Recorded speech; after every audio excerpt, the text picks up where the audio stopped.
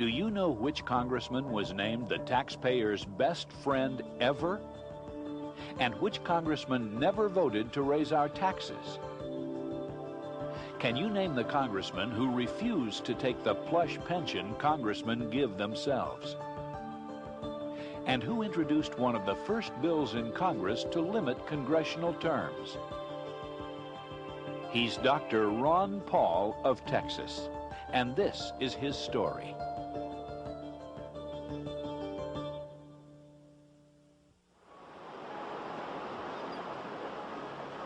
He has spent his life in service to others, as a medical doctor, as a member of Congress, as an author of books and articles, and a producer of educational television programs designed to bring his deep-rooted conservative philosophy to the people, as a husband and father and grandfather.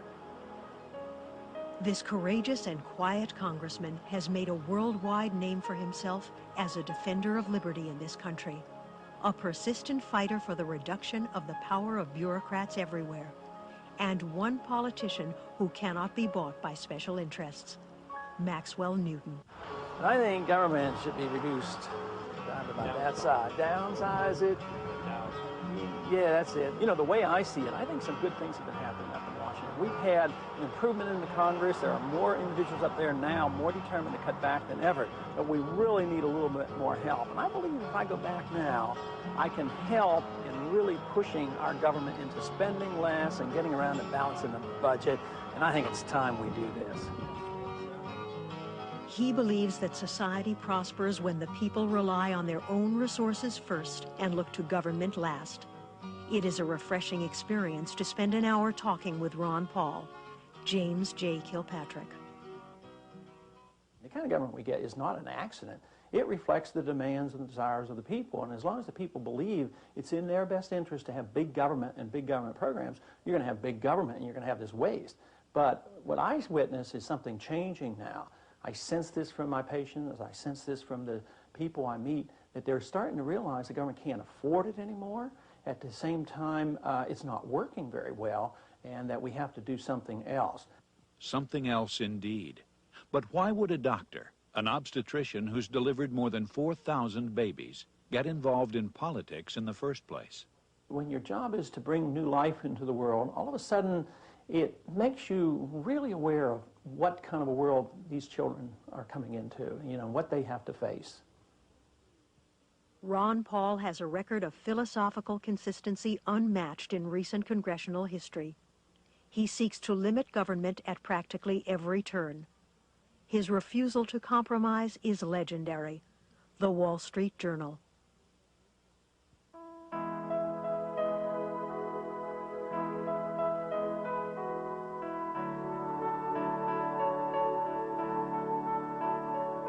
Ron Paul was a high school and college athlete and an Air Force flight surgeon. He brought his wife Carol and their young family to Brazoria County in 1968, just as area population growth was triggering a desperate need for baby doctors. We arrived in Brazoria County with 4 little children, 2 collie dogs, and we were ready to start on a wonderful new life in a town that was full of churches and friendly people. And I think Ronnie was 9, Lori was 8, Randy was 5, and Robert was 2.5. But Ron got busy right away and was delivering so many babies, and they needed him so badly here. And one thing he really wanted was to come to a town that needed a doctor, and he just loved medicine and loved delivering babies. You know, any other doctor can make you well, but the obstetrician actually gives you a present, and the present of new life is so special. And after we were here a few years, we rounded our family off with our youngest daughter, Joy. In 1974, Ron decided to run for Congress, attempting to become the first Republican ever to represent the area in the House of Representatives. They told him he was crazy to try such a thing, that he had no chance. When Ron told me he was going to run for Congress, I couldn't believe it.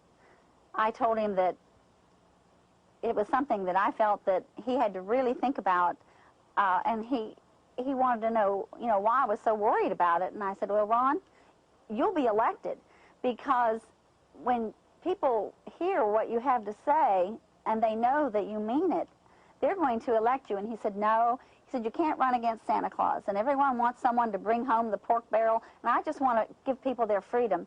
And I said, but Ron, when you tell them that, they're going to believe it, and you are going to be elected. With the help of friends like baseball great Nolan Ryan, Ron Paul was elected to Congress. He served 7 years, putting his conservative philosophy on the line in vote after vote. He was an early supporter of Ronald Reagan and led the Texas delegation for Reagan at the 1976 Republican Convention. Personable and well-liked, he was a Republican star in the annual congressional baseball game. He never once voted to raise taxes, and at the end, they called him the taxpayer's best friend. And always, when the House was not in session, he returned to Texas, to his constituents, his medical practice, and his family. I think in the 70s and early 80s, when the liberal Democrats were running Congress, Ron Paul was seen to be out of step. What he really was ahead of his time. I strongly support Ron Paul. We very badly need to have more representatives in the House who understand in a principled way the importance of property rights and religious freedom. Milton Friedman. In my politics over the years, I have followed certain principles that I believe that I am obligated to remain consistent to. Fortunately, those principles that I have developed are consistent, I believe, very sincerely, with the Constitution. And the Constitution and the founders of this country really believed in limited federal government. They allowed options for the states, but it was to be very, very limited. In this century, I think we have gone a long way to drift away from these principles of limitation of government power. I believe it's a moral issue more than anything else. Ron Paul is one of the outstanding leaders fighting for a stronger national defense. As a former Air Force officer, he knows well the needs of our armed forces, and he always puts them first. We need to keep him fighting for our country. Ronald Reagan.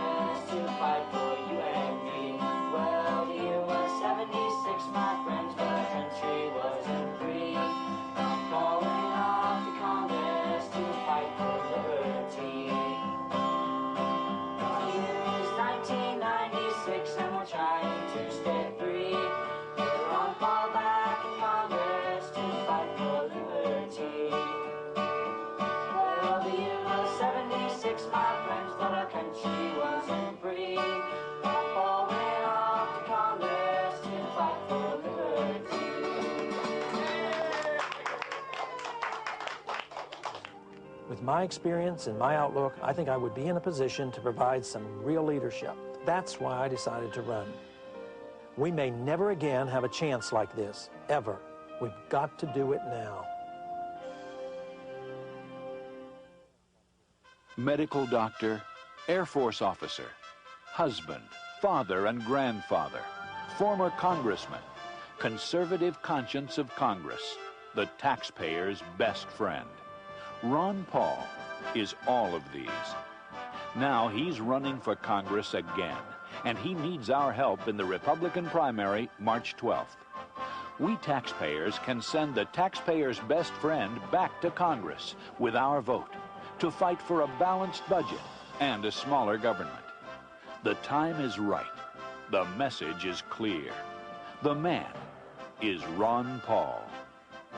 For more information or to volunteer to help Ron's campaign for Congress, call 1-800-RON-PAUL, sponsored by the Ron Paul for Congress Committee, Nolan Ryan, Honorary Chairman.